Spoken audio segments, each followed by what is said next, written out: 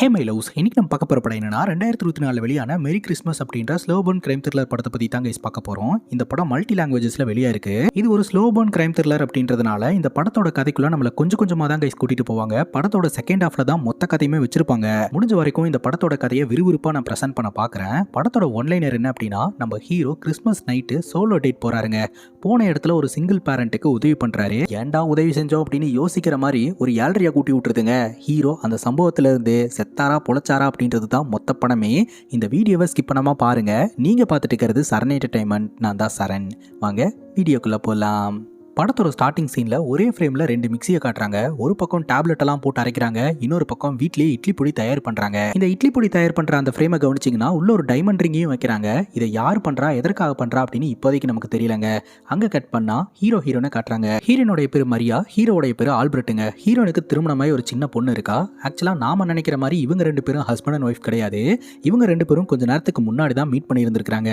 இன்னைக்கு கிறிஸ்மஸ் ராத்திரி அப்படின்றதுனால எல்லாருமே செலிப்ரேஷன்ல ஈடுபட்டு இருக்காங்க. பார்த்தீங்கன்னா படம் பார்க்கறதுக்காக போயிருந்திருக்காங்க. அங்கதான் நம்ம ஹீரோயின் கூட பரிச்சயமாயி ஹீரோனை வீட்டில் ட்ராப் பண்றதுக்காக கூட வந்திருக்காரு. டீடைல்டா என்ன நடந்தது அப்படின்றத நம்ம கிட்ட காட்ட ஆரம்பிக்கிறாங்க. இப்போ நம்ம பார்த்துட்டு இருக்க மும்பையை பாம்பே அப்படின்னு ஒரு காலத்துல கூப்பிட்டு இருந்தோம் இல்லையா, அந்த காலகட்டத்தில் தாங்க இந்த கதை நடக்குது. நம்ம ஹீரோ 7 வருஷத்துக்கு அப்புறம் அவரோட வீட்டுக்கு போறாரு. ஹீரோட வீட்டுக்கு பக்கத்து வீட்டில் ஒரு அங்கிள் இருக்கிறாருங்க. அவர் தான் நம்ம ஹீரோவை வரவேற்கிறாரு. ஆக்சுவலா ஹீரோ 7 வருடமா துபாயில வேலை பார்த்துட்டு இப்பதான் ரிட்டர்ன் வந்திருக்காரு. ஹீரோக்கு அம்மா மட்டும்தாங்க. ஆனா அம்மா ரீசெண்டா இறந்து போயிட்டாங்க. அந்த இறந்த டைம்ல அங்கிள் வந்து ஹீரோக்கு கால் பண்றதுக்கு முயற்சி பண்ணியிருந்திருக்காருங்க. லைன் கிடைக்காதனால இவங்களே ஹீரோட அம்மாக்கு இறுதி சடங்கு பண்ண வேண்டியதா போச்சு அப்படின்னு சொல்றாங்க. அம்மா எப்படி இறந்தாங்க அப்படின்னு ஹீரோ கேட்க, ரொம்ப கஷ்டப்படலப்பா, வயசான காலகட்டத்தில் தூக்கத்திலே இறந்துட்டாங்க அப்படின்ற மாதிரி அங்கிள் சொல்றாரு. நீ ஊருக்கு வர அப்படின்னு இன்ஃபார்ம் பண்ணதுனால நான் தான் ஸ்பேர் கீயை வச்சு ஆளுங்களை எல்லாம் விட்டு வீட்டை பக்காவா கிளீன் பண்ணப்பா அப்படின்றாரு. ஹீரோவும் அவங்க அம்மாவோட நினைவுகளை எல்லாம் பார்த்துக்கிட்டு இருக்கிறாருங்க. அப்போ கரெக்டாக அங்கிள் வீட்டில் இருந்து ஒரு ஒயின் பாட்டில் எடுத்துட்டு வராரு. இது வீட்லேயே தயார் பண்ணது, கொஞ்சம் ஸ்ட்ராங்காக தான் இருக்கும் அப்படின்ட்டு. ஆன்ட்டி இன்னைக்கு ஃபேவரட் டிஷ்ஷை ரெடி பண்ணியிருக்கா, நீ வரியா சாப்பிடலாம் அப்படிங்கும்போது, இல்லை அங்கிள் இன்னைக்கு நான் வெளியே போகலாம் அப்படின்னு பிளான் பண்ணியிருக்கேன், இன்னொரு நாள் நான் உங்கள் வீட்டுக்கு வரேன் அப்படின்னு சொல்ல, சரி அப்போ ஓகே ரெஸ்டட் அப்படின்ட்டு அந்த இடத்துல இருந்து அங்கிள் கிளம்பிடுறாருங்க.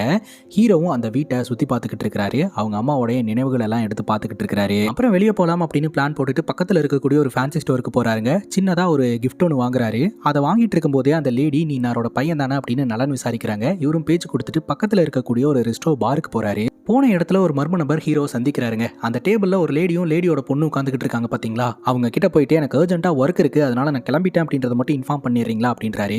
இந்த மர்ம நபர் யாருன்னு தெரியல, அந்த லேடி யாருன்னு தெரியல. சொல்லலாமா அப்படின்னு யோசனை பண்ணிட்டு இருக்கும்போதே அந்த நபர் கிளம்பி போயிட்டாரு.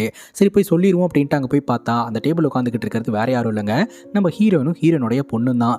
இந்த மாதிரி அந்த நபருக்கு டைம் ஆயிடுச்சு அப்படின்னு சொன்னாருங்க அப்படின்னு சொல்ல, சரி ஓகேங்க அப்படின்னு ஹீரோயின் சொல்லிடுறாங்க. அந்த நபருக்காக தான் ஹீரோனோட பொண்ணு காத்துக்கிட்டு இருந்திருக்காங்க. பட் அந்த நபர் கிளம்பிட்டாருங்க. அதுக்கப்புறம் ஹீரோயின் தன்னோட பொண்ணுக்கு ஃபுட் ஆர்டர் பண்ணியிருந்திருக்காங்க. பொண்ணு சாப்பிட மாட்டா அப்படின்னு அடம்பிடிச்சிக்கிட்டு இருக்கா. பக்கத்து டேபிள் உட்காந்துக்கிட்டு இருக்க நம்ம ஹீரோ இது எல்லாத்தையும் கவனிச்சுக்கிட்டு இருக்காருங்க. இந்த பொண்ணு சாப்பிடணும் அப்படின்றதுக்காக பேப்பர் பொம்மையெல்லாம் செஞ்சு விளையாட்டு காமிச்சுக்கிட்டு இருக்காருங்க. இதை பார்த்து இந்த பொண்ணு ஒழுங்கா சாப்பிட ஆரம்பிச்சாரா. ஹீரோக்கு தேங்க்ஸ் சொல்ற மாதிரி ஹீரோன்னு ஸ்மைல் பண்றாங்க. இங்க டின்னரை முடிச்சுட்டு ஹீரோ படம் பார்க்கறதுக்காக தியேட்டருக்கு போறாரு. ஹீரோ உட்காந்துக்கிட்டு இருக்கிற அந்த ரோக்கு பின்னாடி ரோல தான் நம்ம ஹீரோனுடைய பொண்ணு வந்து உட்கார்றாங்க. ஹீரோனுடைய பொண்ணு கையில ஒரு பெரிய சைஸ் பொம்மை இருக்குங்க. அதை ஏன் கையிலேயே வச்சுக்கிட்டு இருக்க, பக்கத்து சேர்ல வச்சுக்க அப்படின்னு சொல்ல, ஹீரோனுடைய பொண்ணும் பக்கத்து சேர்ல வச்சுக்கிறா. அப்ப வாஷ்ரூம் யூஸ் பண்றதுக்காக எந்திரிக்கும் போது பொண்ணு இந்த பொம்மையை பார்க்கறா. அந்த பொம்மை எங்கேயும் போகாது, அங்கிள் பார்த்துப்பாரு அப்படின்னு சொல்ல, ஹீரோ பார்த்தீங்கன்னா நான் பார்த்துக்கிறேன் அப்படின்னு சொல்றாருங்க. இவங்க வாஷ்ரூம் யூஸ் பண்ணிட்டு வந்ததுக்கு அப்புறம் ஹீரோ சொல்றாரு, அந்த பொம்மை 2 வாட்டி தப்பிச்சு ஓடுறதுக்கு முயற்சி பண்ணுச்சு, நான் தான் பிடிச்சி உட்கார வச்சிருக்கேன் அப்படின்னு சும்மா ஃபன்னியா அந்த பொண்ணு கிட்ட பேசிக்கிட்டு இருக்கிறாரு. ஆக்சுவலா அந்த பொண்ணுக்கு பேச வர மாட்டேதுங்க. அப்புறம் படத்தை கண்டினியூ பண்ண ஆரம்பிக்கிறாங்க. அந்த பொண்ணு பாப்கார்ன் வேணும் அப்படின்னு சொல்லி கேட்கிறா. ஆனா ஹீரோன் அதெல்லாம் முடியாது அப்படின்ற மாதிரி சொல்லிடுறாங்க. ஹீரோ பார்த்தீங்கன்னா பாப்கார்ன் ஆர்டர் பண்ணி கொடுங்க அப்படின்னு சொல்லி சாப்பிட வைக்கிறாரு.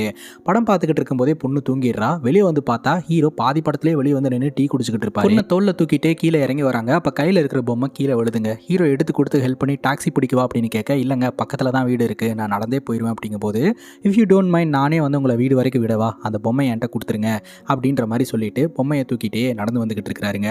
அப்பதான் இவங்க 2 பேரும் இன்ட்ரோ ஆக ஆரம்பிக்கிறாங்க. ஹீரோ பார்த்தீங்கன்னா ஆர்கிடெக்டா இருக்கிறாராம். இந்த ஊர்ல இருக்கக்கூடிய சுமாரான பில்டிங்ஸ் எல்லாமே நான் தான் கட்டினேன் அப்படின்ற மாதிரி சொல்லிட்டு இருக்கிறாரு. இப்பதான் ஹீரோன் அவங்கள பத்தி சொல்ல ஆரம்பிக்கிறாங்க. ஹீரோனுக்கு ஜெரோம் அப்படின்ற ஒரு நபர் கூட திருமணமானதாகவும் ஜெரோம் ரொம்ப டாக்ஸிக்கான ஆளு அப்படின்றதுனால இந்த ரிலேஷன்ஷிப்பில் பிரச்சனை இருந்திருக்குதுங்க. ஜெரோம் ஹீரோயின் மேலே இன்ட்ரெஸ்ட் இல்லாமல் மற்ற பொண்ணுங்க கூட ரிலேஷன்ஷிப்பில் இருந்துட்டு இருக்கான், ஜாலியாக இருந்துட்டு இருக்கான். நான் மட்டும் ஏன் ஜாலியாக இருக்கக்கூடாது அப்படின்னு சொல்லிட்டு தான் ஒரு நபர் கூட டேட் போகலாம் அப்படின்னு முடிவு பண்ணி வெளியே வந்திருந்தேன்.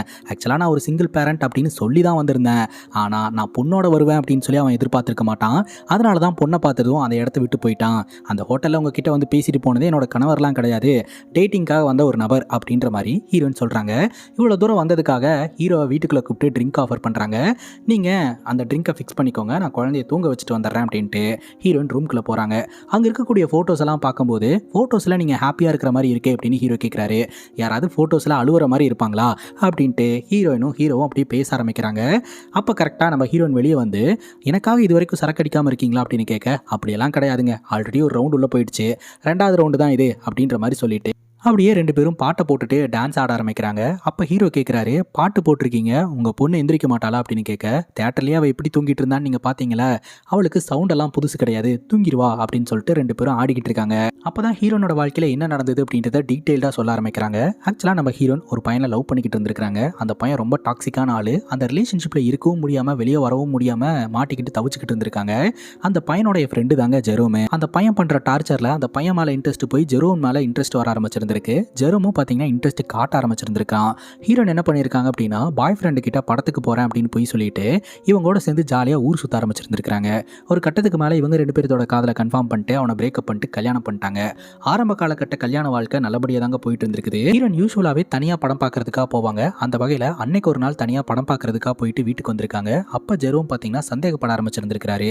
நீ ரிலேஷன்ஷிப்பில் இருக்கும்போது உன் பாய் ஃப்ரெண்டு கிட்ட படத்துக்கு போகிறேன்னு போய் சொல்லிட்டு தானே எங்களோட சுற்றிக்கிட்டு இருப்பேன், அவனுக்கு பண்ண அதே விஷயத்தை தான் எனக்கு பண்ணியிருக்க அப்படின்னு இவன் சொல்லியிருந்திருக்கான். இல்லை, நீ சொன்ன வார்த்தை லாஜிக்காக இருந்தாலும் நான் வந்து உனக்கு உண்மையாக தான் இருக்கேன் அப்படின்னு ஹீரோன் சொல்லியிருந்திருக்காங்க. அது ஜெரோம் நம்புறதுக்கு தயாராக இல்லைங்க. அதனால் சந்தேகப்பட்டு அவனும் டாக்ஸிக்காக மாற ஆரம்பிக்கிறான். அளவுக்கு அதிகமாக ட்ரக் எடுக்க ஆரம்பிக்கிறான், சரக்கு அடிக்க ஆரம்பிக்கிறான். இவங்களுக்குள்ள ஏகப்பட்ட பிரச்சனை. இது வரைக்கும் நல்லா இருந்த பொண்ணு பேசுறதே நிப்பாட்டிட்டா. அதுக்கப்புறம் தான் இவன் வாயிலிருந்து வார்த்தைகள் வரதில்லை அப்படின்னு தெரிய வருதுங்க. அப்புறம் ஒரு படி மேலே போய் பொண்ணுங்களெல்லாம் வீட்டுக்கு கூட்டு வருது. இவன் பல பொண்ணுங்க கூட அஃபேரில் இருக்கிறது அப்படின்னு இந்த மாதிரிலாம் பண்ண ஆரம்பிச்சிருக்கான். ஏன்டா இப்படி பண்ணுற அப்படின்னு கேட்டதுக்கு, எல்லாத்துக்கும் காரணம் நீ தான், உன்னால தான் இப்படி ஆயிட்டேன் அப்படின்னு ஜெரோம் ஹீரோனை ப்ளேம் பண்ணியிருக்கான். ஆனால் ஹீரோயின் பார்த்தீங்கன்னா ஜெரோமுக்கு உண்மையாக தான் இருந்திருக்காங்க. ஜெரோம் தான் வந்து நம்பாமல் பிரச்சனை பண்ண ஆரம்பிச்சிருந்திருக்காரு. அப்புறம் அவன் மட்டும் அவனோட வாழ்க்கையை வாழ்ந்துக்கிட்டு இருக்கான். நானும் டேட் போவேன் அப்படின்னு சொல்லிட்டு தான் இன்னைக்கு ஒரு டேட்டை ஃபிக்ஸ் பண்ணி வந்தேன். அப்புறம் வந்த இடத்துல என்ன நடந்ததுன்னு உங்களுக்கே தெரியல அப்படின்னு ஹீரோயின் சொல்கிறாங்க. பொதுவாக ஆண்கள் பெண்களை கவர்றதுக்காக அவங்களுக்கு கல்யாணம் ஆயிருந்தாலும் ரிங்கை கலட்டி வீட்டில் வச்சுட்டு வந்துருவாங்க, இல்லாட்டி மறைச்சு வச்சிருப்பாங்க. நீங்கள் எப்படி அப்படின்னு ஹீரோவை பார்த்து கேட்க, ஹீரோ பேக்கெட்ல இருந்து ரிங் எடுத்து காட்டுறாருங்க. ஆக்சுவலாக இந்த ரிங்கை போட்டு வரதுக்கு முன்னாடியே என் காதலி என்னை விட்டு போயிட்டா அப்படின்னு சொல்கிறாரு. என்னாச்சு அப்படின்னு கேட்க, அப்போ தான் ஹீரோ அவரோட கதையை சொல்கிறாருங்க. ஹீரோ ஒரு பொண்ணை லவ் பண்ணிட்டு இருந்திருக்காரு. ஆனால் காதலுக்கு எதிரின்னு ஒருத்தங்க இருப்பாங்க இல்லையா, எதிரினால காதல் பிரிஞ்சு போச்சு அப்படின்றாரு. யார் அந்த எதிரி அப்படின்னு கேட்டால் அந்த பொண்ணோட புருஷங்காரன்னு ஒரு குண்டை தூக்கி போடுறாருங்க. ஆக்சுவலாக ஹீரோ லவ் பண்ணது அவரோட பாஸோட பொண்டாட்டிய. பியூட்டி என்னன்னா, அந்த பொண்ணும் ஹீரோவை லவ் பண்ணி இருந்திருக்குது. 2 பேரும் ஓடி போய் வாழ்க்கையை வாழ ஆரம்பிச்சிருந்திருக்காங்க. புருஷங்காரனும் பார்த்தீங்கன்னா டிவோர்ஸ் பேப்பர்ஸ் எல்லாம் அமிச்சிட்டான். ஒரு நாள் சர்ப்ரைஸாக டைமண்ட் ரிங்கை வாங்கிட்டு போயிட்டு கல்யாணம் பண்ணிக்கிறியான்னு கேட்கலான்னு நினைக்கும் போது வீட்டுக்கு போய் பார்த்தா அவங்க லெட்டர் எழுதி வச்சுட்டு புருஷங்காரன்ட்டே போயிட்டாங்க.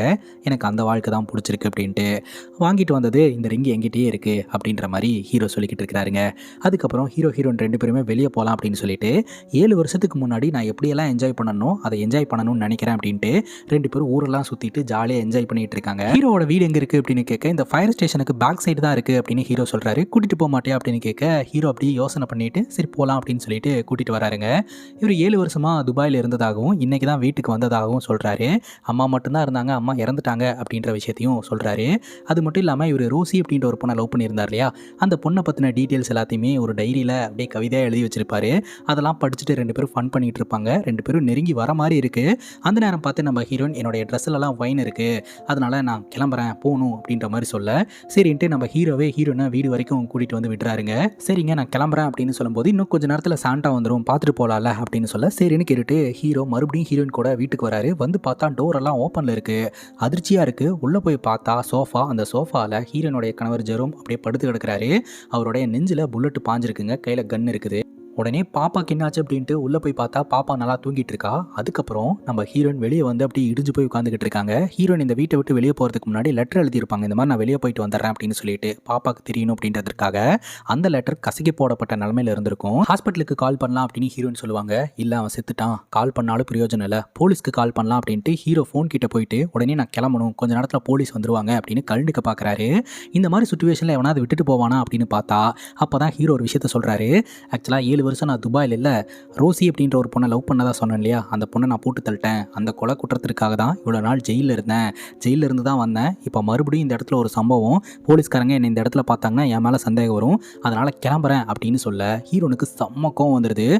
வீட்டை விட்டு வெளியே போ அப்படின்னு சொல்ல உடனே ஹீரோ அந்த வீட்டுக்குள்ளே அவரோட ஃபிங்கர் பிரிண்ட் எங்கெங்கெல்லாம் இருக்குதோ அதை எல்லாத்தையும் க்ளீன் பண்ணி விட்டுட்டு கிளம்புறாருங்க. அப்போ ஹீரோட பாஸ்ட்டில் நடந்த விஷயத்தை காட்டுறாங்க. ஹீரோ பார்த்தீங்கன்னா அவரோட பாஸ் ஒய்ஃபு ரோசி கூட ரிலேஷன்ஷிப்பில் இருக்கலாம் அப்படின்ட்டு ஒரு இடத்துல போய் வாழ்க்கையை வாழ ஆரம்பிச்சிருந்துருக்காங்க. அப்போவே ஹீரோ பார்த்தீங்கன்னா நம்ம 2 பேரும் கல்யாணம் பண்ணிக்கலாம், 3 குழந்தை பெற்றுக்கலாம், ஒன்று என்ன மாதிரி ஒன்று உன்ன மாதிரி இன்னொன்று நம்மள மாதிரி அப்படின்னு சொல்லிட்டு ஆசையாக பேச ஆரம்பிச்சிருந்துருக்காருங்க. ஆனால் அந்த பொண்ணு ஒன்று திருமண வாழ்க்கைக்கு செட் ஆகிற மாதிரி தெரியல. ஹீரோ தான் அந்த பொண்ணுக்கு தோசை சுட்டு கொடுக்குறாருங்க. அதே சமயம் இட்லி பொடி தயார் பண்ணி பிளேட்டில் வைக்கும்போது அதில் இந்த டைமண்ட் ரிங்கை சர்ப்ரைஸாக வைக்கிறாருங்க. ஆனால் இந்த பொண்ணு கல்யாணத்துலலாம் எனக்கு இன்ட்ரெஸ்ட் இல்லை அப்படின்னு ஹீரோவை கழட்டியோட பார்த்துருக்கு. என்ன நினச்சாருன்னு தெரியல, அந்த பொண்ணை கொலை பண்ணிட்டாருங்க. போலீஸ்கிட்டையும் போயிட்டு இவர் தான் கொலை பண்ணாரு அப்படின்னு ஒத்துக்கிட்டாருங்க. இவருக்கு ஜெயில் தண்டனை கிடைக்குது. எத்தனை வருஷம் ஜெயில் தண்டனை கிடைச்சது அப்படின்னு தெரியல. 7 வருஷம் இவர் ஒழுங்காக ஜெயிலில் இருந்ததுனால போலீஸ்காரங்களே பார்த்து இவர் அமுச்சு வச்சுட்டாங்க. வெளியே வந்த உடனே இந்த ஒரு சம்பவம் நடந்திருக்கு. மாட்டினா நம்மளை தான் தூக்கிட்டு போவாங்க அப்படின்ட்டு ஹீரோனை கழட்டி விட்டு வெளியே வந்துடுறாரு. ஆனால் டீ கடையில் நின்று என்ன நடக்க போகுது அப்படின்னு பார்த்துக்கிட்டு இருக்கிறாருங்க. பார்த்தா நம்ம ஹீரோயின் போலீஸ்க்கெல்லாம் கால் பண்ணாமல் தான் பொண்ணை கூப்பிட்டுட்டு வீட்டை விட்டு வெளியே வராங்க. ஹீரோவை யாருனே தெரியாத மாதிரி தான் நடந்து வந்துக்கிட்டு இருக்காங்க. கரெக்டாக அந்த இடத்துக்கு வந்த ஒரு போலீஸ் ஆஃபீஸர், எங்கே மேடம் இந்த ராத்திரி தனியாக போயிட்டு இருக்கீங்க அப்படின்னு கேட்க, கிறிஸ்மஸ் இல்லையா, கூட்டு பிரார்த்தனைக்காக நான் சர்ச்சுக்கு போகிறேன் அப்படின்னு சொல்கிறாங்க. வீட்டில் ஒருத்தன் செத்து கிடக்கிறான், இந்த அம்மா என்னன்னா கூட்டு பிரார்த்தனை அப்படின்னு சொல்லிட்டு இருக்கேன் அப்படின்னு ஹீரோ அப்படியே யோசனை பண்ணிட்டு இருக்கிறாரு. இந்த போலீஸ் ஆஃபீஸரே ஒரு கேப் புக் பண்ணி அனுப்பி வைக்க அவங்க போனதுக்கப்புறம் பின்னாடியே ஹீரோ ஒரு கேப்ல ஏறலாம்னு நினைக்கும் போது அந்த கேப்ல ஆல்ரெடி இருந்த ஒருத்தன் டோர் ஓப்பன் பண்ணி ஹீரோ கீழே விழுந்து மூஞ்சி முகரையில எல்லாம் அடி வாங்கிட்டு நேராக சர்ச்சுக்கும் போய் சேர்றாருங்க. அங்கே போய் பார்த்தா நம்ம ஹீரோவை யாருன்னே தெரியாது அப்படின்ற மாதிரி தான் ரியாக்ட் பண்ணிக்கிட்டு இருக்காங்க. வீட்டில் ஒருத்தன் செத்து கிடக்கிறான், இங்கே பிரார்த்தனை பண்ணுறதுக்காக இவங்க வந்திருக்காங்க. ஹீரோனுடைய பிளான் தான் என்ன அப்படின்னு ஹீரோ பார்த்துக்கிட்டு இருக்க டக்குன்னு ஹீரோயின் மயக்கம் போட்டு விழுறாங்க. அங்கே இருக்கிறவங்கலாம் கொஞ்சம் ஹெல்ப் பண்ணுறாங்க. குறிப்பாக அங்கே ரோனி அப்படின்ற ஒரு நபர் இருக்கிறாருங்க. அவர் ஹீரோயின் கிட்ட பயங்கரமாக ஃப்ளர்ட் பண்ணிக்கிட்டு இருக்கிறாரு. ஹீரோ கிட்ட வராரு. உன்னை யார் இங்கே வர சொன்னது, போ போ அப்படின்னு ஹீரோயின் அப்படியே சைகை காமிச்சிக்கிட்டே இருக்கிறாங்க. ஃபைனலி சர்ச்சுக்குள்ளே இருந்து ஒரு லேடி பார்த்தீங்கன்னா உங்களுடைய வாட்ச் சர்ச்சுக்குள்ளே இருந்ததுங்க அப்படின்னு கொடுக்க ஹீரோயின் அதை ஹேண்ட்பேக்கில் வாங்கி வச்சுக்கிறாங்க. இந்த ரோனி அப்படின்றவர் நம்ம ஹீரோனுக்கு ஹெல்ப் பண்ணலாம் அப்படின்ட்டு காரை பிடிச்சிட்டு வராரு. அப்போ நம்ம ஹீரோ அங்கே நின்றுட்டு இருக்க, நீங்கள் காரை ஓட்டுறீங்களா அப்படின்னு கேட்க ஹீரோ காரை ஓட்டுறாரு. அவங்க உட்காந்துட்டு இருக்காங்க. எல்லோரும் ஹீரோனோட வீட்டுக்கிட்ட வந்தாச்சு. சரி இவ்வளோ தூரம் என்ன கொண்டாந்து விட்டுருக்கீங்க, நான் சின்னதாக ஒரு ட்ரிங்க் ஆஃபர் பண்ணுறேன், வாங்க வீட்டுக்கு அப்படின்னு கூப்பிட இந்த ரோனி பார்த்தீங்கன்னா ஹீரோனுக்கு ட்ரை பண்ணிக்கிட்டு இருக்கான். ஹீரோ கிட்ட வா போகலாம் அப்படின்னு சொல்லிட்டு இவங்க எல்லோருமே வீட்டுக்குள்ளே வராங்க. நான் பொண்ணை போய் படுக்க வச்சுட்டு வந்துடுறேன், நீங்கள் உங்கள் ட்ரிங்கை ஃபிக்ஸ் பண்ணிக்கோங்க அப்படின்னு சொல்ல ஹீரோ இந்த வீட்டுக்குள்ளே செத்து கிடந்த ஜெரோமோடைய டெட் பாடியை தேடிக்கிட்டு இருக்கிறாருங்க. இதுக்கு முன்னாடி இந்த வீட்டில் ஒரு சம்பவம் நடந்த மாதிரியான எந்த ஒரு தடயமே இல்லைங்க. பக்காவாக ஹீரோயின் க்ளீன் பண்ணி வச்சிருக்காங்க. ஹீரோ கிட்ட வீட்டுக்கு வரும்போது என்னென்னலாம் பேசினாங்களோ அதே மாதிரி ரோனி கிட்ட பேசிக்கிட்டு இருக்காங்க. ஹீரோக்கு இங்கே என்ன நடக்குதுன்னு ஒன்றுமே புரியல. ஹீரோனுடைய பிளான் தான் என்ன அப்படின்னு புரியல. தான் பொண்ணை தூங்க வச்சுட்டு வரேன் அப்படின்னு சொல்லிட்டு உள்ளே போகிறாங்க. இந்த ரோனி அவனுக்கு கல்யாணமானதை மறைக்கிற மாதிரியே ரிங்கை கலட்டி பேக்கெட்டில் வச்சுக்கிறான். அது மட்டும் இல்லாமல் ஹீரோ கிட்ட சொல்கிறான், இந்த பொண்ணு ஒன்று டிவோர்ஸ்டான பொண்ணாக இருக்கலாம், அப்படி இல்லைனா கணவனால் கைவிடப்பட்ட பொண்ணாக இருக்கலாம். இப்போ நம்ம 2 பேருமே ட்ரை பண்ணலாம், யாருக்கு அமையுதோ அவங்க இங்கே இருக்கலாம், மற்றவங்க இங்கிருந்து போயிடணும், ஓகேவா டீலா அப்படின்னு சொல்ல ஹீரோ கையை தட்டி விட்டுறாரு. ஓகே போட்டிக்கு வரல அப்படின்றது ரொம்ப சந்தோஷம் அப்படின்ற மாதிரி இந்த ரோனி ஹீரோனுக்கு ட்ரை பண்ணிக்கிட்டு இருக்கிறாருங்க. உள்ளிருந்து வெளியே வந்த ஹீரோன் என்னோட வாட்சை காணும் அப்படின்றாங்க. வாட்ச் உங்களோட ஹேண்ட்பேக்கில் இருக்கும் அப்படின்னு ஹீரோ சொல்கிறாரு. ஹேண்ட்பேக்கில் இல்லை, சர்ச்சுக்கு போய் பார்த்துட்டு வந்துடலாமா அப்படின்னு சொல்ல சரின்னு கேட்டுட்டு இவங்க 3 பேருமே கிளம்புறாங்க. போகிற வழியில் நான் இறங்கிக்கிறேங்க அப்படின்னு சொல்லிட்டு ஹீரோ காரை விட்டு இறங்கிக்கிறாரு. இறங்கினவர் அவரோட வீட்டுக்கு போகாமல் ஹீரோனுடைய அப்பார்ட்மெண்ட்டுக்குள்ளே நுழையிறாருங்க. திருட்டுத்தனமாக வீட்டுக்குள்ளே போயிட்டு அந்த வீட்டுக்குள்ளே அப்படி என்னதான் நடக்குது அப்படின்னு செக் பண்ணுறாரு. போய் பார்த்தா ஹீரோக்கு அதிர்ச்சிங்க. ஹீரோனோட வீட்டு சோஃபாவில் இந்த ஜெரும் இதுக்கு முன்னாடி எப்படி செத்து கிடந்தானோ அதே மாதிரி இருக்கிறான். இங்கே என்ன நடக்குதுன்னு ஒன்றும் புரியல. போய் ஜெரோம் கிட்ட கையெல்லாம் காட்டுறாரு. ஒரு வேளை இவங்க நடிச்சுக்கிட்டு இருக்காங்களா, புருஷன் முன்னாடி பிளான் பண்ணி ஏதாவது பண்ணுறாங்களா அப்படின்ட்டு. பட் அந்த மாதிரி இல்லை, உண்மையிலேயே ஜெரோம் செத்து தான் கிடக்கிறான். உடனே பொண்ணு ஏதாவது பண்ணுறாளா அப்படின்னு சொல்லிட்டு ரூம்குள்ளே போய் பார்த்தா பொண்ணு மூளையில் உட்காந்து அழுதுகிட்டு இருக்கா. என்னாச்சு பாப்பா அப்படின்னு சொல்லி கேட்க அவளும் ரொம்ப பயப்படுறா. சரி அங்கிள் நான் கதை சொல்கிறேன், நான் சாண்டா அப்படின்னு சொல்லிட்டு இவர் ஒரு சாண்டா அப்படின்னு அறிமுகப்படுத்தி அந்த பொண்ணு உட்கார வச்சு கதை சொல்லிக்கிட்டு இருக்கிறாருங்க. இந்த பொண்ணு சைலண்டாக உட்காந்து ஹீரோ சொல்கிற கதையை கேட்டுக்கிட்டே இருக்கு. கொஞ்ச நேரத்திலேயே பார்த்தீங்கன்னா நம்ம ஹீரோயினும் இந்த ரோனியும் வீட்டுக்குள்ளே வர சவுண்டு கேட்குது. உன்னுடைய அம்மா வந்துட்டாங்க, நான் போகிறேன் அப்படின்னு சொல்லிட்டு அந்த இடத்துல இருந்து நம்ம ஹீரோ பார்த்தீங்கன்னா போயிடுறாரு. ஆனால் எங்கேயும் போலங்க, அந்த அந்த வீட்டுக்குள்ளே தான் ஒரு இடத்துல ஒளிஞ்சிருக்கிறாரு. இப்போ ரோனியும் நம்ம ஹீரோனும் உள்ளே வந்து பார்த்தா இந்த ஜெரோம் செத்து கிடக்குறான். அதை பார்த்து நம்ம ஹீரோயின் பயங்கரமாக ஷாக் ஆகுறாங்க. அப்போ பார்த்தீங்கன்னா இந்த ரோனி வந்து ஓவர் ரியாக்ட்லாம் பண்ணாமல் ஹாஸ்பிட்டலுக்கு கால் பண்ணுவோம், போலீஸ்க்கு கால் பண்ணுவோம் அப்படின்ட்டு உடனே போலீஸ்க்கு ஃபோன் பண்ணி சொல்லிடுறான். இந்த மாதிரி நாங்கள் சர்ச்சுக்கு போயிட்டு வீட்டுக்கு வரும்போது இப்படி ஒன்று நடந்திருக்குங்க, உடனே வாங்க அப்படின்னு சொல்லிட்டு. அதே சமயம் பாப்பாவுக்கு என்ன ஆச்சு அப்படின்ட்டு உள்ளே வந்து பார்த்தா பாப்பா வந்து அமைதியாக தான் இருக்கிறா. அப்போ பார்த்தீங்கன்னா பாப்பா கை காட்டுறா அங்கே அப்படின்னு சொல்லிட்டு. பார்த்தா நம்ம ஹீரோ அங்கே ஒளிஞ்சிருக்கிறாரு. உன்னை யார் இங்கே வர சொன்னா, வெளியே போ அப்படின்னு சொல்லிட்டு பாப்பாவுக்கு என்ன நான் பார்த்துட்டு வந்துடுறேன் அப்படின்ட்டு ரோனி கிட்ட சொல்லிட்டு நம்ம ஹீரோவை வீட்டை விட்டு வெளியே அனுப்புறதுக்கு முயற்சி பண்ணிக்கிட்டே இருக்கிறாங்க. ஹீரோனுடைய பிளான் என்ன அப்படின்னு நம்ம ஹீரோனுடைய நடவடிக்கையை பார்க்கும்போது நமக்கு ஓரளவுக்கு புரியுது. நம்ம ஹீரோயின் தான் ஜெரோமை போட்டு தள்ளி இருக்கிறாங்க, அதை சூசைடு அப்படின்னு சொல்லி மாற்றணும். ஆனால் ஹீரோயின் சூசைடுன்னு சொன்னால் யாரும் நம்ப மாட்டாங்க. அதுக்கு கூட ஒரு சாட்சி வேணும் அப்படின்றதுக்காக தான் ஃபஸ்ட்டு ஹீரோவை ட்ரை பண்ணியிருக்கிறாங்க. ஹீரோ நேக்கா தப்பிச்சிட்டாரு. அடுத்து ரோனியை கூப்பிட்டு வந்திருக்கிறாங்க. ஒன்று சூசைடு அப்படின்னு சொல்லிட்டு இந்த கேஸை க்ளோஸ் பண்ண ட்ரை பண்ணுவாங்க, அப்படி இல்லைன்னா ரோனி தான் குற்றவாளின்னு ஃப்ரேம் பண்ணி விட்டுருவாங்க. ஸோ இந்த சம்பவத்தை பண்ணுறது தான் ஹீரோனுடைய பிளானாக இருந்துட்டு இருக்கு. இப்போ ரோனி பார்த்தீங்கன்னா ஹீரோயின் கிட்ட சமாதானப்படுத்திக்கிட்டு இருக்கிறாரு. நடந்த விஷயத்த நம்ம போலீஸ் கிட்ட சொல்லிடலாம், இதில் எந்த தப்புமே இல்லை அப்படின்னு சொல்ல கரெக்டாக ஏட்டம்மாவும் ஒரு போலீஸ் ஆஃபீஸரும் இன்வெஸ்டிகேஷன் பண்ணுறதுக்காக வராங்க. இவங்க கிட்ட நடந்த விஷயத்தையெல்லாம் எக்ஸ்பிளைன் பண்ணிடுறாங்க. ஆனால் ஹீரோ இன்னும் அந்த வீட்டுக்குள்ளே தாங்க ஒரு இடத்துல ஒளிஞ்சிட்டு இருக்கிறாரு, யாருக்கும் தெரியாமல். ஸோ இந்த சுச்சுவேஷனில் போலீஸ்காரங்க கம்ப்ளீட்டாக ஆய்வு செஞ்சுக்கிட்டு இருக்காங்க. ஏட்டம்மாக்கு நம்ம ஹீரோயின் மேலேயும் ரோனி மேலேயும் தான் டவுட் இருந்துகிட்டே இருக்குதுங்க. ஆனால் இவங்களோட ஸ்டேட்மெண்ட்டில் ரொம்பவே தெளிவாக இருக்கிறாங்க. ஹீரோனுடைய பாயிண்ட் ஆஃப் வியூ, அதாவது ஹீரோனுடைய ஸ்டேட்மெண்ட் என்ன அப்படின்னா, ஜெரோம் வந்து அளவுக்கு அதிகமாக ட்ரக் எடுத்துப்பார், அளவுக்கு அதிகமாக சரக்கு அடிப்பார், போதை தலைக்கேறி தான் வந்து இந்த ஒரு விஷயத்த பண்ணியிருக்கிறாரு அப்படின்ற மாதிரி சொல்கிறாங்க. இதை வந்து இந்த போலீஸ் ஆஃபீஸர் நம்புறாரு. அது மட்டும் இல்லாமல் இன்றைக்கி நாங்கள் இந்த இடத்த சீல் பண்ணிடுவோம், நீங்கள் கிளம்புங்க அப்படின்னு சொல்ல ஹீரோயின் சொல்கிறாங்க, எனக்கும் என் பொண்ணுக்கும் இடமெல்லாம் இல்லை, நான் இங்கேயே இருக்கிறேங்க, அந்த ரூமை வேணால் சீல் பண்ணிக்கோங்க, நான் இந்த ரூமில் இருக்கேன் அப்படின்ற மாதிரி சொல்லிடுறாங்க. ஏட்டம்மாக்கு பயங்கரமாக டவுட் இருக்குதுங்க. அதே சமயம் இந்த ரோனின்றவன் எதையோன்னு போய் கிரைம் சீனில் தேடிக்கிட்டு இருக்கான். ஐயோ என்னையா பண்ணிக்கிட்டு இருக்கா அப்படின்னு கேட்க, என்னோட பர்ஸ் காணாமல் போயிடுச்சுங்க, அதான் தேடிட்டு இருக்கேன் அப்படிங்கும்போது கிரைம் சீனெல்லாம் டிஸ்டர்ப் பண்ணவே கூடாது, வெளியே வா அப்படின்னு கூட்டிகிட்டு வந்து உட்கார வச்சிடறாங்க. அதே சமயம் இந்த ரோனி பார்த்தீங்கன்னா, நான் திருமணமானவன், இங்கே பார்த்தீங்களா ரிங்கெல்லாம் போட்டிருக்கேன், நான் விட்டுருங்க சார், நான் போயிடுறேன் அப்படின்ற மாதிரி அப்படியே ரூட்டை மாற்றி அங்கே பேச ஆரம்பிக்கிறான். இப்போது இந்த கேஸ் வந்து ஓப்பன் அண்ட் ஷட் கேஸ் தான் மேடம், கிளியராக தெரியுது இது சூசைடு அப்படின்னு போலீஸ் ஆஃபீஸர் சொல்கிறாரு. ஆனால் ஏட்டாமா என்ன சொல்கிறாங்க அப்படின்னா, எனக்கு என்னமோ அப்படி தோணலை, இந்த பொண்ணும் இந்த ரோனியும் ரிலேஷன்ஷிப்பில் இருந்திருக்காங்க, இவங்க ரெண்டு பேரும் ரிலேஷன்ஷிப்பில் இருக்கிற மேட்ரு வந்து இந்த ஜெரோமுக்கு தெரியாது, வழக்கம் போல் இவங்க ரெண்டு பேரும் வெளியே போயிட்டு வரும்போது இவன் வீட்டில் உட்காந்துக்கிட்டு இருந்திருக்கிறான். ஸோ கையும் களவுமா ரெண்டு பேரும் மாட்டிக்கிட்டாங்க. இவன் கிட்டேருந்து தப்பிக்கணுமே அப்படின்னு சொல்லிட்டு இவங்க ரெண்டு பேரும் முயற்சி பண்ணியிருந்திருக்காங்க. அட்வான்டேஜாக அவன் குடிச்சிட்டு உட்காந்துருந்துருக்கிறான், அதனால் அவனை கொலை பண்ணிட்டு அவனே தற்கொலை பண்ண மாதிரி இவங்க சீனை ரெடி பண்ணியிருக்காங்க அப்படின்ற மாதிரி ஏட்டம்மா சொல்கிறாங்க. இவ்வளோ பெரிய பில்டிங்கில் உங்களை தவிர வேறு யாருமே இல்லையாமா அப்படின்னு கேட்க, எல்லாமே ஆஃபீஸ் தான் சார், கிறிஸ்மஸ் லீவுக்காக எல்லாம் க்ளோஸில் இருக்குது, கீழே தான் என்னோட பேக்கரி இருக்குது, இதுதான் என்னோட வாழ்வாதாரம் அப்படின்னு ஹீரோயின் சொல்கிறாங்க. சரி பேக்கரியும் ஒரு ரவுண்டு பார்க்கலாம் வாங்க அப்படின்னு சொல்லிட்டு ஃபுல்லாக செக் பண்ணி பார்த்துட்டு டெட் பாடியை கலெக்ட் பண்ணிட்டு அந்த கிரைம் சீனை சீல் பண்ணிட்டு போலீஸ்காரங்க கிளம்பிடுறாங்க. நாளைக்கு காலையில் எதுனாலும் அப்டேட் பண்ணுறோம் அப்படின்ட்டு. போலீஸ்காரங்க போனதுக்கப்புறம் நம்ம ஹீரோன் என்ன பண்ணுறாங்கன்னா, இந்த மரமெல்லாம் இருப்பாங்க இல்லையா, அந்த மிஷினை தூக்கிட்டு போயிட்டு ஒரு ஃப்ளோரில் போட்டு அங்கே இருக்கிற சோஃபாவை அறுக்க பார்க்குறாங்க. ஹீரோ பார்த்ததும் ஹீரோவை கொல்ல ட்ரை பண்ணுறாங்க. ரெண்டு பேர்த்துக்குள்ள சண்டை நடக்குது. இதெல்லாம் ஏன் அப்படின்னு சொல்லி ஹீரோ கேட்குறாரு. அங்கே தான் ஒரு ட்விஸ்ட்டை ரிவீல் பண்ணுறாங்க. இந்த அப்பார்ட்மெண்ட்டில் ஹீரோயின் 2 வீடு எடுத்துருந்துருக்காங்க. 2வது ஃப்ளோரில் இருக்கிற வீடும் 3வது ஃப்ளோரில் இருக்க வீடியும் ஒரே மாதிரி டெக்கரேஷனுங்க, ஒரே மாதிரி எல்லாத்தையுமே பக்காவாக பண்ணி வச்சுருந்துருக்காங்க.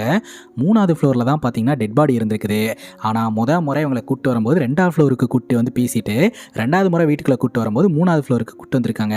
போலீஸை வச்சு இது சூசைடு அப்படின்னு கன்ஃபார்ம் ஆனதுக்கப்புறம் இந்த 2வது ஃப்ளோரில் இருக்கக்கூடிய இவங்க செட் பண்ணி வச்சுருக்காங்க இல்லையா, அதே மாதிரியான ஒர்க்கெல்லாம் அது எல்லாத்தையும் டிஸ்ட்ராய் பண்ணுறது தான் ஹீரோனுடைய பிளானாக இருந்திருக்குது. இந்த ஜெரோம் பார்த்தீங்கன்னா ஹீரோனை பயங்கரமாக டார்ச்சர் பண்ணிட்டு இருந்திருக்கிறான். இந்த சம்பவத்தை பண்ணுறதுக்கு ரொம்ப நாளாக பிளான் பண்ணிட்டு இருந்திருக்கிறாங்க. ஸோ இது எல்லாமே ஹீரோன் போட்டு வச்ச ஸ்கெட்சு. ரேட்டிங் அப்படின்னு ஒரு பையனை வீட்டுக்கு கூப்பிட்டு வந்து அந்த பையனை இந்த சம்பவத்தில் மாட்டி விடுறது தான் ஹீரோனுடைய பிளானாக இருந்திருக்குதுங்க. ஆனால் அந்த பையன் தான் பார்த்தீங்கன்னா ஹீரோனுடைய பொண்ணை பார்த்ததும் திருச்சி ஓடிட்டானே. அதனால் அடுத்து என்ன பண்ணுறதுன்னு யோசனை பண்ணிட்டு இருக்கும்போது ஹீரோ வாண்டடாக போய் மாட்டி இருந்திருக்கிறாரு. அதுக்கப்புறம் ஹீரோவுடைய பாஸ்ட்லேயே ஒரு சம்பவம் இருக்குது அப்படின்னு தெரிஞ்சதுனால ஹீரோவை கலட்டி விட்டுட்டு நம்ம ரோனியை ஹீரோயின் டார்கெட் பண்ணி இருந்திருக்கிறாங்க. ஸோ ஃபைனலி ஹீரோயின் நினச்சதெல்லாம் நடந்துருச்சு. போலீஸ்காரங்க ஆல்மோஸ்ட் சூசைட் அப்படின்னு சொல்லி தான் திங்க் பண்ணுறாங்க. ஆனால் ஏட்டம்மா மட்டும்தான் இதில் ஏதோ ஒரு மர்மம் இருக்குது அப்படின்னு சொல்லி திங்க் பண்ணிக்கிட்டு இருக்காங்க. இந்த கதையை கேட்டு முடிச்சுட்டு ஹீரோ சொல்கிறாரு, உன் பக்கம் நியாயம் இருக்குது அப்படின்னு நான் நம்புகிறேன். அதனால் நான் என்ன பண்ணலான்னு இருக்கேன்னா உனக்கு உதவி பண்ணலான்னு இருக்கிறேன். உனக்கு என்ன உதவி வேணும் அப்படின்னு கேட்க, உன் கண்ணில் படுறதெல்லாம் அடித்து ஓட, அதுக்கப்புறம் உடச்சதெல்லாம் கொண்டு போய் பேக்கரியில் இருக்கக்கூடிய சிம்னியில் போட்டு எரிச்சிடலாம். அங்கே புகை வரும், ஆனால் கிறிஸ்மஸ் செலிப்ரேஷனில் இருக்கிறதுனால யாரும் பெருசாக கேர் பண்ணிக்க மாட்டாங்க. அப்படின்னு சொல்லிட்டு இவங்க என்ன பண்ணுறாங்கன்னா அந்த 2வது ஃப்ளோரை அதே மாதிரி ரெடி பண்ணி வச்சுருந்தாங்க இல்லையா, அதில் இருக்கிறத ஃபுல்லாக கிளியர் பண்ண ஆரம்பிக்கிறாங்க. ஸோ 3வது ஃப்ளோரில் நடந்த விஷயம் மட்டுமே உண்மை அப்படின்னு ப்ரூவ் பண்ணுறதுக்காக. ஸோ இந்த சம்பவத்தெல்லாம் பண்ணி முடிச்சிடுறாங்க. எல்லாத்தையும் கம்ப்ளீட்டாக க்ளீன் பண்ணி முடிச்சுட்டு நம்ம ஹீரோ பார்த்தீங்கன்னா வீட்டுக்கு கிளம்புறாருங்க. நாளைக்கு என்ன நடக்க போகுது அப்படின்றத நாளைக்கு பார்த்துக்கலாம் அப்படின்னு சொல்லிட்டு. அங்கே கட் பண்ணால் ஏட்டம்மா வந்து போலீஸ்கிட்ட ஒரு கதை சொல்லிக்கிட்டு இருக்காங்க. அது என்ன கதை அப்படின்னு பார்த்தீங்கன்னா, ஊருக்குள்ளே ஒரு புலி வந்து பிரச்சனை பண்ணிக்கிட்டு இருந்துச்சான். அந்த புலியை பிடிக்கிறதுக்காக சைனா போலீஸ் வந்துச்சான், ஜப்பான் போலீஸ் வந்துச்சான், அமெரிக்கா போலீஸ் வந்துச்சான். எல்லோரும் செக் பண்ணி பார்த்துட்டு அங்கே புலியே இல்லைன்னு சொல்லிட்டு வந்துட்டாங்களாம். ஃபைனலாக தான் நம்ம ஊர் போலீஸ்காரங்க வந்தாங்களாம். ஃபுல்லாக தேடி பார்த்துட்டு ஒரு கூண்டை வச்சுட்டு வந்தாங்களாம். அந்த கூண்டுக்குள்ளே ஒரு கரடி மாட்டிருச்சான். அதுக்கப்புறம் என்ன நடந்தது தெரியுமா? அந்த கரடியை போட்டு வெளுன்னு வெளுத்து நீ தான் புலின்னு ஒத்துக்க அப்படின்னு சொல்லி அந்த கரடியை புலின்னு ஒத்துக்க வச்சாங்களாம். அந்த கதையாக தான் இப்போ மாறப்போகுது அப்படின்னு சொல்லிட்டு ஏட்டம்மா சாப்பாடு எடுத்துட்டு ரோனியை பார்க்கறதுக்காக போகிறாங்க. அந்த கதையில் வந்த கரடி வேற யாரும் இல்லை, நம்ம ரோனி தான். ரோனியை வெளுன்னு வெளுத்து இந்த கிரைம் ஒத்துக்க வைக்க போகிறாங்க அப்படின்னு நமக்கு தோணுது. ஆனால் ஏட்டம்மா ரொம்ப அன்பானவங்க போல. போய் சாப்பாடை கொடுத்துட்டு உனக்கு தெரிஞ்ச விஷயத்தெல்லாம் சொல்லிடு அப்படிங்கும்போது அப்போ தான் ரோனி ஆல்பர்ட் அப்படின்ற நபரோடைய பேரை சொல்கிறான். வேற யாரும் இல்லை, நம்ம ஹீரோ தான். ஹீரோ பார்த்தீங்கன்னா வீட்டில் தூங்கிட்டு இருக்கிறாரு. உடனடியாக அவனை தூக்கிட்டு வாங்க, அவனுக்கு ஏதாவது டீட்டெயில் தெரியும் அப்படின்னு சொல்லிட்டு வீட்டுக்கு வந்து ஹீரோவை கூப்பிட பக்கத்து வீட்டில் இருந்து அங்கிள் வந்து தான் எழுப்பி விட்றாரு. சாரிப்பா நீ தூங்கிட்டு இருக்க அப்படின்னு சொல்லிட்டு ஸ்பேர் கீயை வச்சு ஓப்பன் பண்ணிட்டேன், போலீஸ்காரங்க அர்ஜென்ட்னு சொன்னதுனால.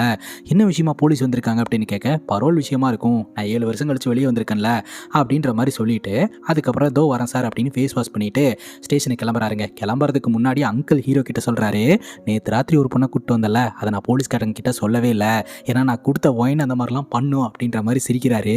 அதுக்கப்புறம் சரின்னு சொல்லிட்டு ஹீரோ ஸ்டேஷனுக்கு வராருங்க. ஸ்டேஷனுக்கு வந்து பார்த்தா நம்ம ஹீரோனையும் ஹீரோனுடைய பொண்ணையும் ஒரு இடத்துல உட்கார வச்சிருக்காங்க. ஹீரோவை போலீஸ் ஆஃபீஸர் கூட்டிட்டு போய் விசாரணை பண்றாரு. அதாவது சர்ச்சில் ஹீரோயின் மயக்கம் போட்டு விழுந்தாங்க இல்லையா, அங்கிருந்து என்ன நடந்தது அப்படின்றத ஹீரோ சொல்லிடுறாருங்க. அப்படியே ஹீரோயின் கிட்ட வந்து ஹீரோயின் சொல்ற விருஷனும் ஹீரோ சொல்ற விருஷனும் ஒரே மாதிரி இருக்கான்னு பார்த்தா ஹீரோனோட விருஷன்ல ஹீரோவை சேர்த்துக்கவே இல்லை, அவங்க மறந்துட்டாங்க. அதுக்கப்புறம் தான் பார்த்தீங்கன்னா டேபிளில் ஹீரோ செஞ்சு வச்சிருக்கிற அந்த பேப்பர் டாயை பார்த்துட்டு உடனே ஒரு விஷயத்த மறந்துட்டேன் சார் அப்படின்னு சொல்லிட்டு என் கூட ஆல்பர்ட் அப்படின்ற ஒரு நபர் கூட வந்தாரு. வாட்சை காணன்னு தேட போகும்போது அவர் பாதிலே இறங்கிட்டாரு சார் அப்படின்ற மாதிரி சொல்ல இந்த போலீஸ் ஆஃபீஸருக்கு டவுட்டே போயிடுச்சு. ஏட்டம்மா நீங்கள் நினைக்கிற மாதிரிலாம் இல்லை, அவன் வேற 7 வருஷம் ஜெயிலில் இருந்துட்டு வந்திருக்கான் மர்டர் பண்ணிட்டு. வெளியே வந்தவன் உடனே ஒரு மர்டர் பண்ணுவானா, அதனால ஓவர் திங்க் பண்ண வேணாம், இது ஒரு சூசைடு தான், கேஸை க்ளோஸ் பண்ணிட்டு போயிடலாம் அப்படின்ற மாதிரி போலீஸ்காரங்க டிஸ்கஸ் பண்ணிட்டு இருக்காங்க.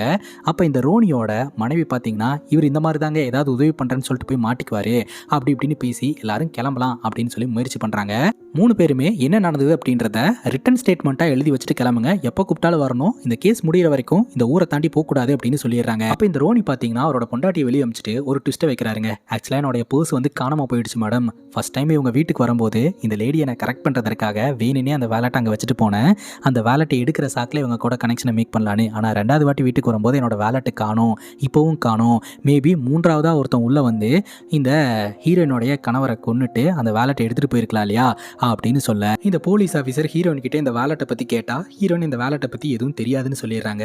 ஏட்டம்மா ஆல்ரெடி பயங்கர சந்தேகத்தில் இருந்தாங்க. இது ஒரு லீட் பாயிண்ட்டாக அமையுது. இப்போ இந்த வேலட் யார்கிட்ட இருக்குதோ அவங்க தான் கில்லர் அப்படின்னு சொல்லிட்டு இங்கிருந்து தான் கேஸே தொடங்குது அப்படின்ற மாதிரி சொல்கிறாங்க. சரி நீங்கள்லாம் கிளம்புங்க, நாங்கள் கூப்பிடும்போது ஸ்டேஷனுக்கு வரணும் அப்படின்னு சொல்ல அப்போ பார்த்தீங்கன்னா இந்த சின்ன பொண்ணு கையில் ஹீரோ வாங்கினார்லையா ஒரு கிஃப்ட்டு அது இருக்குதுங்க. அதை பார்த்துட்டு இது யார் வாங்கி கொடுத்தா அப்படின்னு சொல்லி ஏட்டம்மா சும்மா நார்மலாக கேட்குறாங்க. சாண்டா அப்படின்னு சொல்லி நம்ம ஹீரோனுடைய பொண்ணு வாயை திறந்து பேசுகிறா. அதை பார்த்ததும் நம்ம ஹீரோனுக்கு அவ்வளோ சந்தோஷம், ஓடி வந்து ஹக் பண்ணி அழுவ ஆரம்பிச்சிடுறாங்க. அப்போ நம்ம ஹீரோ பார்த்திங்கன்னா அவரோட பேக்கெட்டில் இருந்து ரோனியோட வேலட் எடுக்கிறாரு. அதை பார்த்ததும் போலீஸ்காரங்க செம்ம ஷாக் ஆகுறாங்க. இந்த வேலட் யார்கிட்ட இருக்குதோ அவங்க தான் கில்லர் அப்படின்னு சொல்லிட்டு போலீஸ்காரங்க ஒரு யூகத்தில் இருந்துட்டு இருந்தாங்க. உடனே ரோனியோட மனைவி வந்து அந்த வேலட்டை வெடுக்குன்னு பிடிக்கிறாங்க. அதே சமயம் நம்ம ஹீரோயின் வந்து இந்த பொண்ணு வந்து பேசிட்டா அப்படின்னு சொல்லிட்டு எமோஷ்னலாகி அழுதுகிட்டு இருக்க அப்போ ஹீரோ அவரோட பேக்கெட்டில் இருந்து அந்த டைமண்ட் ரிங் எடுத்து இப்படி நீட்டுறாரு. ஹீரோயின் பார்த்தீங்கன்னா வாங்காமல் கை நீட்டுறாங்க, போட்டு விடு அப்படின்னு சொல்லிட்டு. ஹீரோ அப்படியே போட்டு விடுறாரு. அதே சமயம் போலீஸ்காரங்க கிட்ட நான் சரண்டர் ஆகிறேன் அப்படின்ற மாதிரி சொல்லிட்டு போய் உட்காந்துடுறாரு. இந்த சீக்வன்ஸ் எதுலேயுமே டயலாக் இருக்காதுங்க, அப்படியே விஷுவலாகவே நம்மக்கிட்ட காமிச்சிருப்பாங்க. அதாவது ஹீரோயின் பண்ண தப்பை வந்து ஹீரோ ஒத்துக்கிறாரு அப்படின்ற மாதிரி சொல்லிட்டு சரண்டர் ஆகிற மாதிரி காமிச்சு இந்த படத்தை கம்ப்ளீட் பண்ணுறாங்க. இந்த ஒரு படம் பார்த்திங்கன்னா ஒரு நாவலை தழுவி எடுக்கப்பட்டது அப்படின்னு படத்தோட கிளைமேக்ஸில் சொல்கிறாங்க. சப்போஸ் ஹீரோவை காப்பாற்றணும் அப்படின்னு நினச்சாங்கன்னா நம்ம ஹீரோனுடைய கணவர் ஜெரோம் வந்து இறந்து போனது சூசைடு தான் அப்படின்னு அதற்கான எவிடன்ஸ் எல்லாம் வச்சு ப்ரூவ் பண்ணிட்டு ஹீரோவை திருட்டு வழக்கில் வேணா அரெஸ்ட் பண்ணலாம். குறைந்தபட்ச தண்டனை வாங்கிட்டு இவர் வெளியே வரதுக்கு வாய்ப்பு இருக்குது. எனிவே இந்த படம் முடிஞ்சுது. இதே மாதிரி வேற ஒரு நல்ல வீடியோவில் வந்து சந்திக்கிறேன். Love you guys, take care and cheers.